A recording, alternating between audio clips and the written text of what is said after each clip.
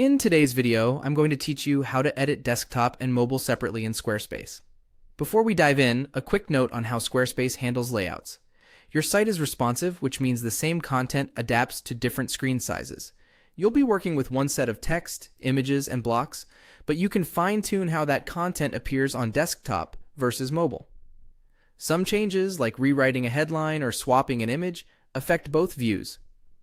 Other choices, like spacing, alignment, and what you choose to show or hide, help you tailor the experience for each device. Let's start on desktop. Open your page in the editor and look at it in the default desktop view. Click directly on text to rewrite copy, adjust headings for clarity, and format paragraphs so they're scannable. If you're working with images, set the focal point so important parts stay visible when the layout shifts on smaller screens. Drag and drop blocks to arrange your sections into a clean visual hierarchy, keeping key messages high on the page.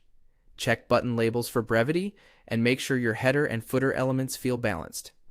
As you shape the page here, think of this as laying the foundation. Strong structure, tidy spacing, and clear calls to action. Everything you do on desktop becomes the baseline for mobile. Now switch to mobile view using the phone icon at the top of the editor. This is your instant preview of how the same content flows on a small screen.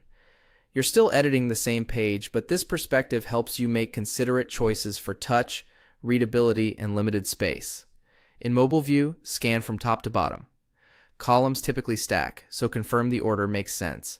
If something jumps out as crowded, open the block or section settings and reduce padding so content breathes without forcing extra scrolling.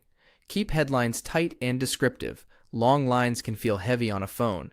For images, double-check the focal point again to avoid awkward crops. Buttons should be easy to tap, with enough space around them to prevent misclicks. If a decorative element adds noise or slows the user down, use visibility controls to hide it on mobile while keeping it on desktop. Likewise, ensure navigation is simple and the most important actions are easy to reach with a thumb. When you're happy, toggle back to desktop to compare, and move between the views until both feel polished. Squarespace saves as you go, so take your time, preview often, and aim for a crisp, consistent experience across devices.